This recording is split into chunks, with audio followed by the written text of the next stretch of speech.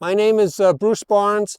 I'm a member of the New Bedford Preservation Society, and tonight's walking tour is this section of Hawthorn Street that goes from here to about a couple blocks up, and then we'll come down Maple Street. There's about 10 or so properties that we're going to stop in front of. If you have any questions about any of the properties we walk by, it's really the neighborhoods we're going to go through are some of the nicest ones in the city, and lots of the houses we're just going to walk by, and you'll probably say, well, why do you walk by that one? So just ask me about that if you would, because I know about some of the houses, not all of them. But we're going to start at the hospital, the St. Luke's Hospital. We're going to walk straight through the parking lot, and we're going to start right in front of that brick part of the building there that we can see. That's going to be the first house in the tour, the very first building that was built on site for St. Luke's Hospital. So let's go this way. This building here is the original St. Luke's building on this site.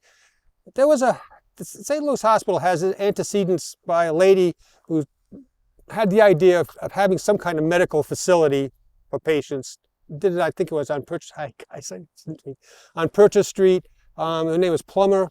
But it was inadequate for an actual hospital building. And so this building here is the site of the original building.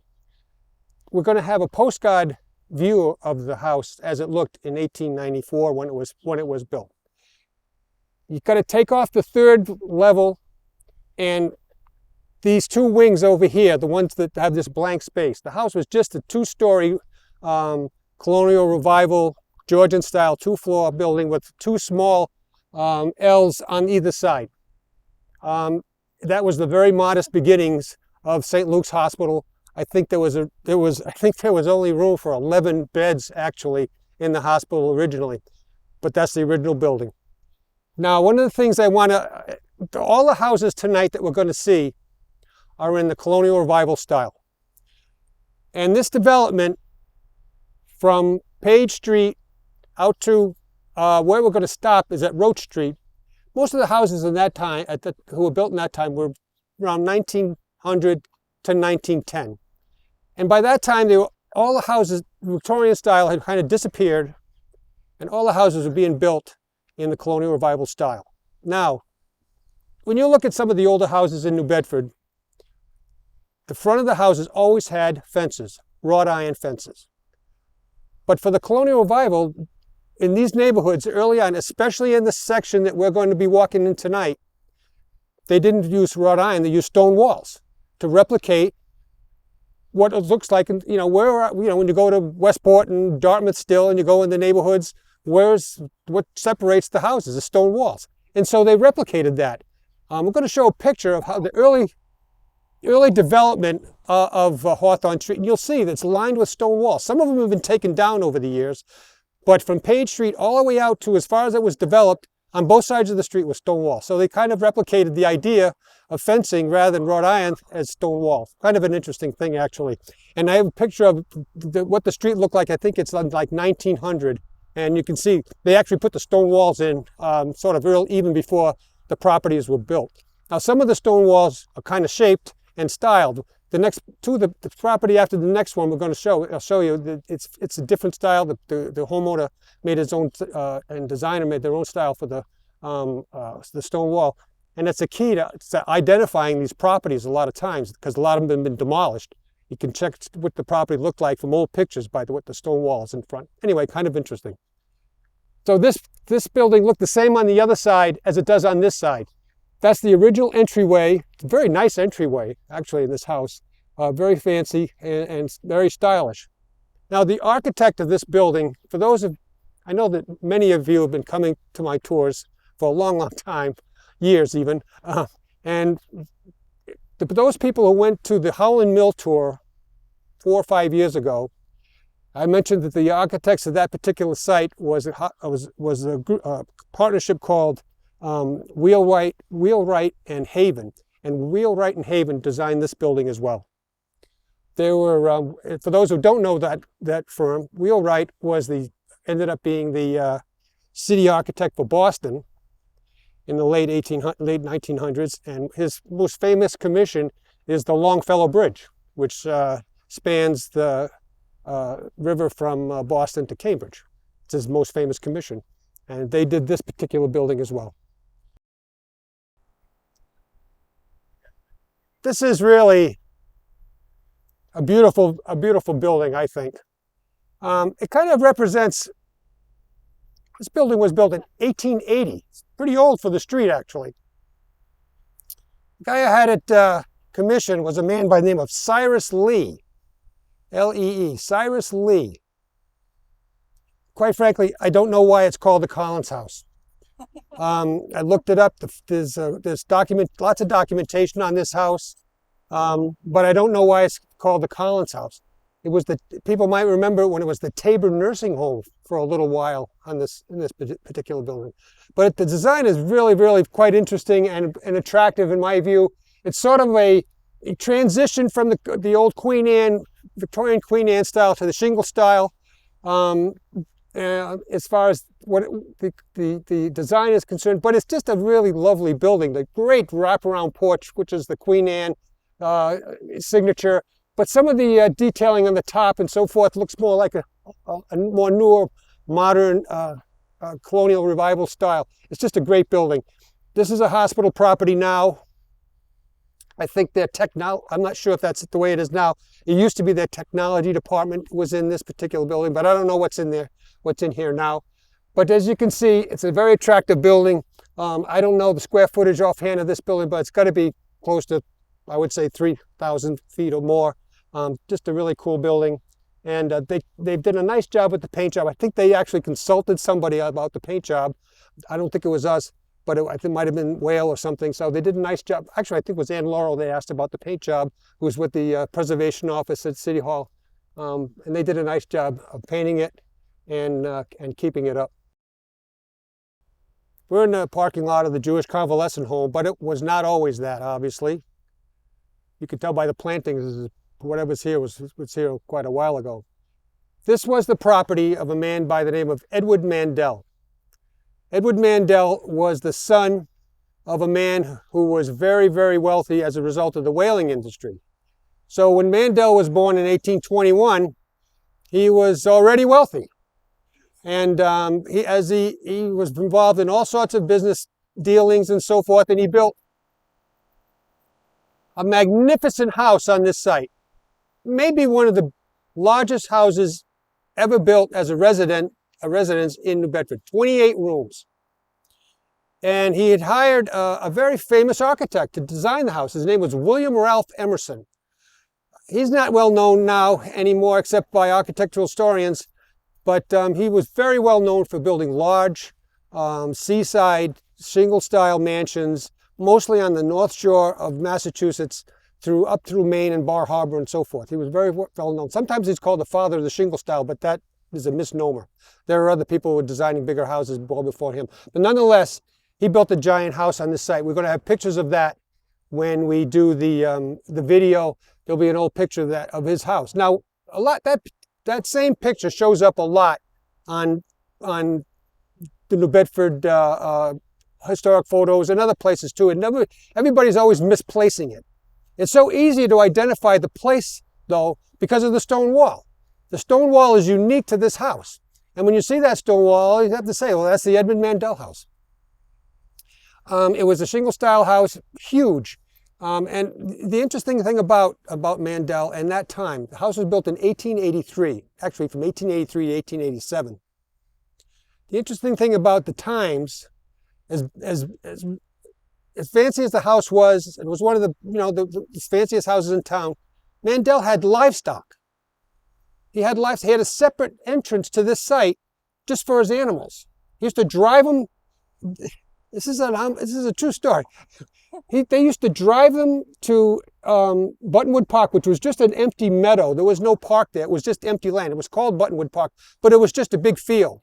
Lots of the wealthy families in town that had livestock, they would drive it out to Buttonwood Park during the day, and the servants would take it back at night. This is the years when servants did everything. They had an army of servants in these particular properties. And then he would drive, and he probably had beef cows for food, and he drove them downtown to market. It's all documented in even his obituary mentions this. The other thing that's interesting about Mandel, he was very, very wealthy, and he lived most of his later adult life when he had money, when the textile industry was growing like crazy. And Mandel had some investments in textiles, but when he became an adult in the 1840s and 50s, the whaling was still a big deal. So he partnered with another man by the name of Charles Tucker, and they had a little whaling business going. But Tucker retired. After the whaling started to peter out, Tucker retired and so forth.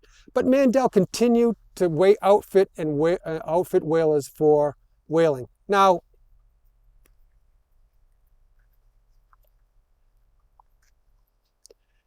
to get a whaler ready for sea, it's a very expensive proposition.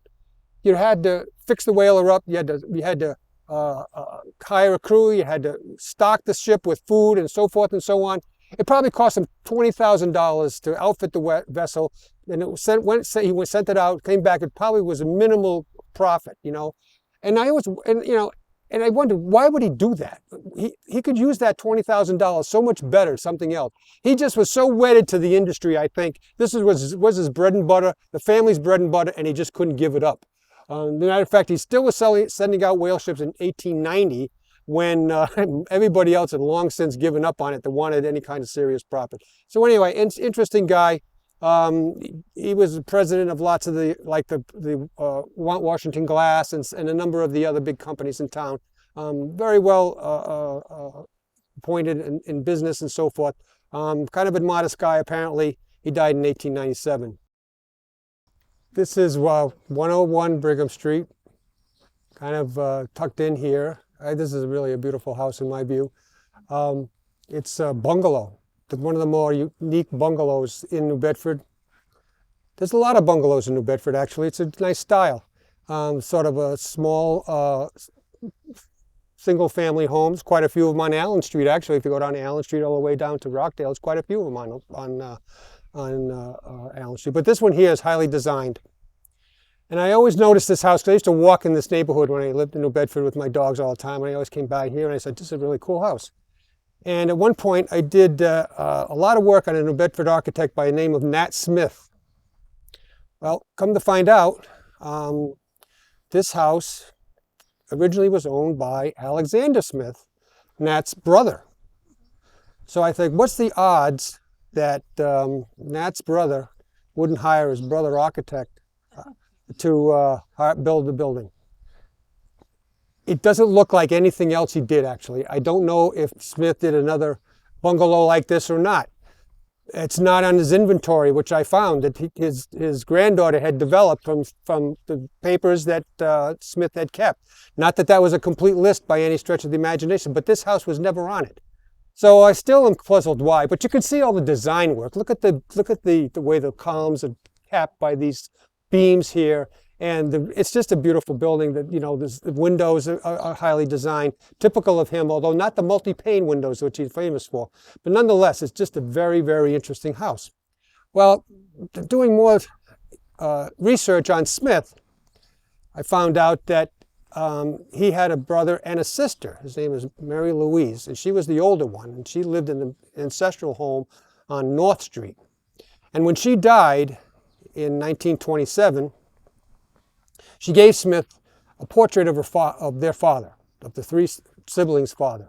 And that portrait was his father's name, Alexander and Nat and Mary Louise. His father's name was William Townsend Smith.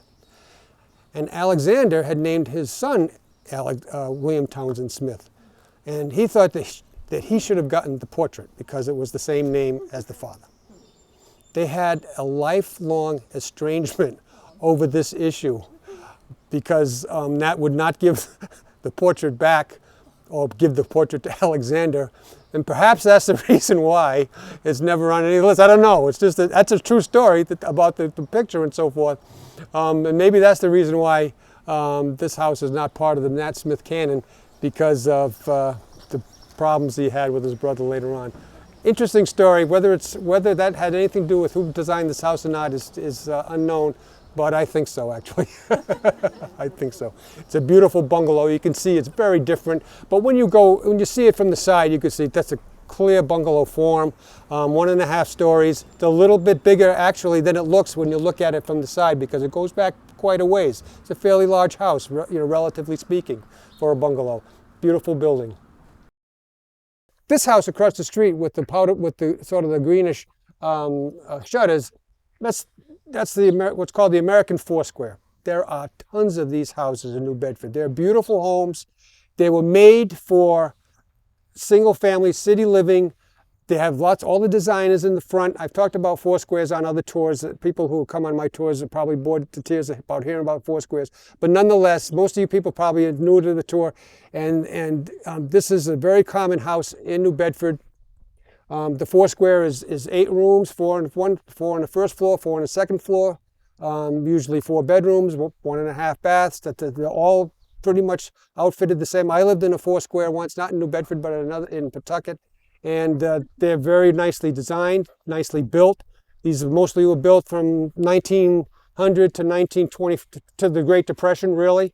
And there's lots of them in the city. I mean, we probably you can see them all. They always have this one dormer. Sometimes, the dormers, some can be a little bit more designed than another one. But basically, that's the style. They were perfect for New Bedford during this time when they were putting up houses for people that had enough money to buy their own, because these were fairly substantial homes. They're about 1,800 square feet. I bet yours is about that, Pat, or 2,000 square feet. So they're nice. They're nice and roomy, nice homes. And as we go down Maple Street and we continue on Hawthorn Street, you'll see them all over the place.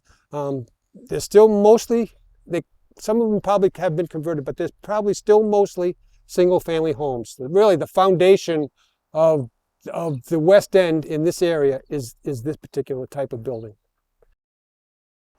This house is a pretty highly designed colonial revival, 1911, by a famous New Bedford architect by the name of Edgar Hammond. Edgar Hammond did a lot of buildings in New Bedford. He also did the Yacht Club in Paden-Aram. A pretty famous architect in his day. And he designed it for a guy by the name of Aloysius Westby. And Aloysius Westby is a very, very interesting guy. He's one of the few people that got out of the mills. He was from Lancashire, which is that section of England that's the northwest part of England, from Liverpool to the Scottish border. Includes the city of Manchester. So it was a big textile area. Most of the Englishmen that came to New Bedford, if you're of English descent, like I am on the Barnes side, you came from, and you worked your ancestors worked in the mills. They came from Lancashire, a town in Lancashire. It's like a county. Lancashire is not a town, it's a county. You'll hear about this if you go to the next week's tour. Talk about Lancashire quite a bit, because I mentioned a number of textile people. But Aloysius Westby was from Lancashire, came to New Bedford as a weaver. Most of the people that were recruited by New Bedford to work in the mills were weavers. It was a very highly skilled profession at the time. But Westby, he knew that his life wasn't going to be spent in the mills. And somehow, I don't know how he did it, I haven't studied him enough, he became involved in real estate development. Couldn't have been at a better time. And he ended up making lots and lots of money with partners and so forth. He went on his own, and he made a fortune in a very short amount of time, because you have to realize New Bedford was growing by leaps and bounds. I was doing some research on a property just recently in the South End, the far South End on the peninsula, Clark's Point. And I was looking up a property, and all the land was unsold at the time, but it was all subdivided already. Hundreds and hundreds of lots that are now built on, but hadn't been built at the time. And that was what Westby was doing. Buying big lots that were still available out here, anywhere there was empty land, and putting up tenements for the most part. Some single family homes, but mostly tenements. And he made a lot of money. Now, he left this building he had a pretty big family. In fact, I knew one of Westby's daughters was my boyhood friend's mother. So they left this house and moved into a house on the peninsula. It was called the Westby Estate.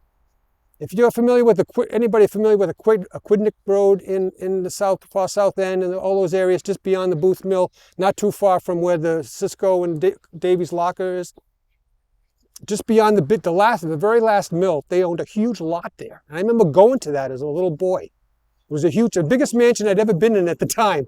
I was probably only 6 or 7 years old, so it would have been even bigger than it really was. But anyway, that's where they moved. That mansion was demolished in 1967, I believe, and all that land was developed into houses even as late as that, single family, mostly ranches and so forth at that time. But anyway, Westby's interesting because he managed to get out of the mills when it was not easy to do because it was hard to get enough money working in the mills to transfer anything into investment. Somehow he did. He actually kind of failed at something and went back to the mills for a short time, but he got back out again. So he was very persistent, and he became one of the richest men in town. The next house on the tour is right across the street. So I'm just going to keep on talking from here. This house here was built in 1892. It's one of the oldest houses. It is the oldest house on this stretch from the Mandel house, which was in the 1880s, until here. There was nothing really.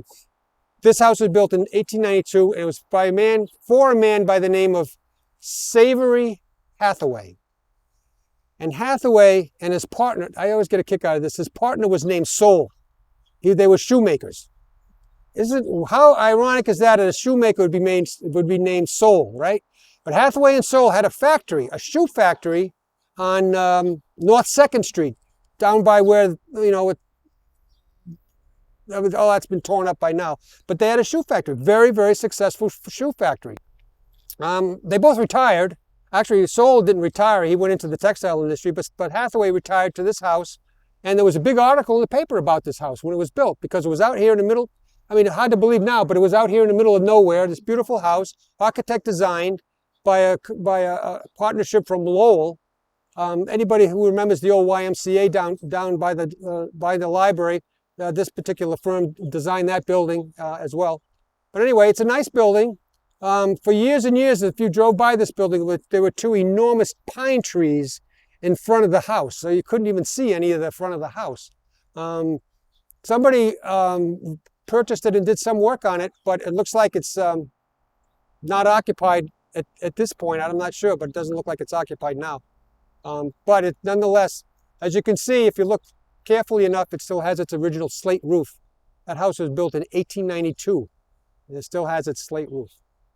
Nice detailing along this house, really. You can see the dental work and the brackets underneath the roof line. There's really a lot of nice detail in this house. It's a pretty cool building. I've never been in that house, though. This house here, I was very interested in this house architecturally because I thought it might have been done by Nat Smith at the time, because it was kind of unusual, and it's a little bulky, clunky like, but it's a pretty nice house.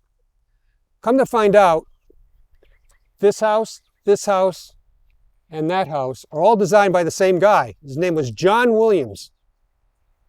And to this day, I don't know anything about John Williams. I've tried to find information about him in various things. He was living in New Bedford until 1920, and then either he moved or he died. I don't know. I can't find anything else about him. But he was so prolific as a designer and builder in New Bedford. The planning department in the city hall has a list of properties by building permit for about 20 years, from like 1895 to 1915, something like that. And I have the copy of that list, and it has all the names of the properties, the addresses, and the architects.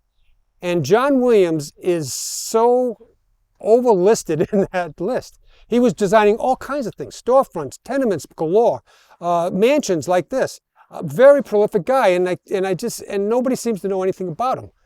He's obviously a decent designer. I think the Foursquare actually is more attractive to this, but this is a really highly designed building. Big too.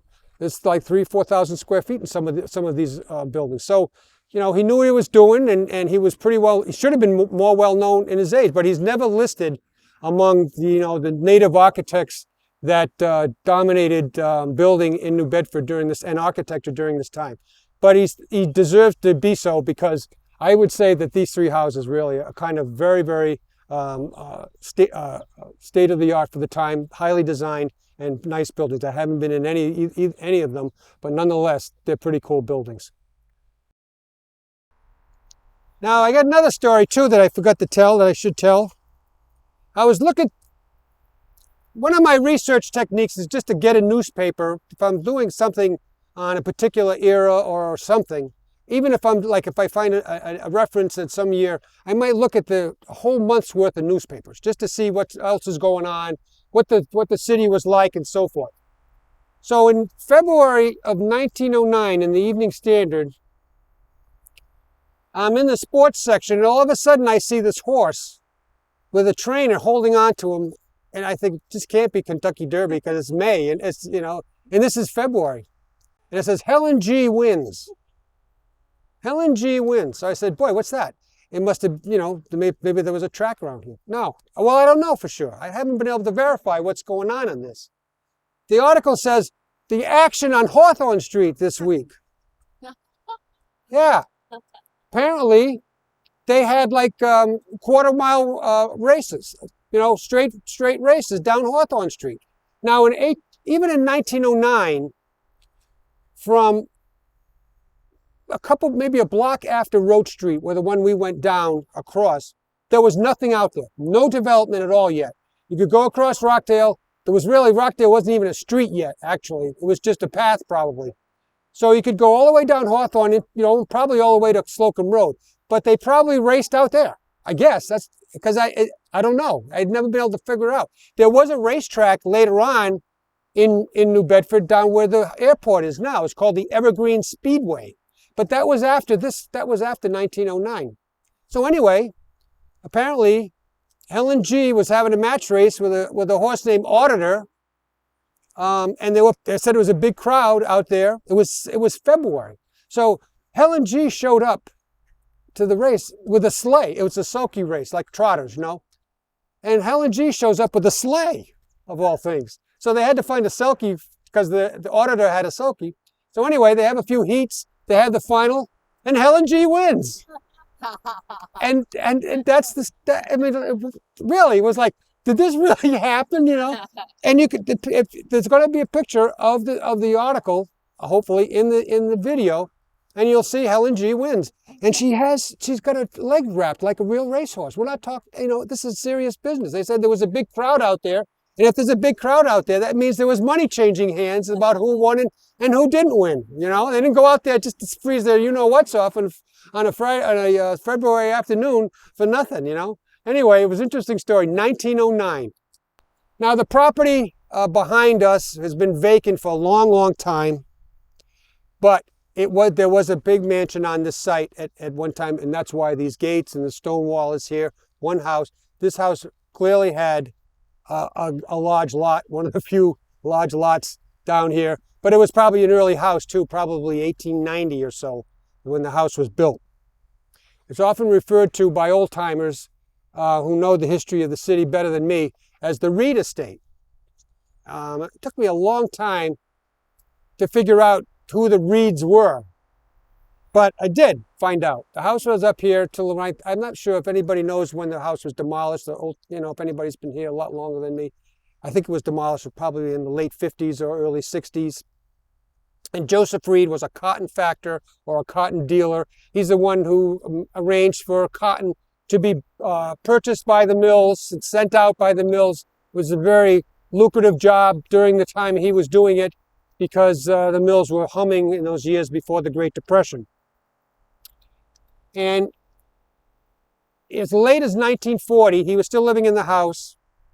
And there's an interesting thing in the census. for Joseph Reed. It's something that I knew that all these mansions and these large estates had servants, but you had to realize that the servants, that was their residence. They're listed in the there was 3 servants at the time. They had two maids and a cook. That was their residence. It wasn't like they came and went to home. They lived at the house. That was their legal residence, actually, was at the place they were working. Kind of an interesting thing. Even as late as 1940, that was the case because the 2 maids and the cook were named with their ages and stuff. All the detail of everybody else that lived in the house. It was kind of interesting. It was a beautiful house. There'll be picture. I have a picture of that house as well. That'll be on the video as well. Pretty big house, not as big as you might think actually, but because of the lot size, it's beautiful a lot here, rare lot. And so it was a colonial revival. Yep, colonial revival. That's tonight's tour. Our next tour is the second Thursday in June. It's our 4th version of the VIP tour. Mostly areas on Union Street and Clinton Street, actually, this year. Anyway, I hope you can come to that. If you're not a member of the Preservation Society, please consider being a member of the Society. And thank you all for coming tonight.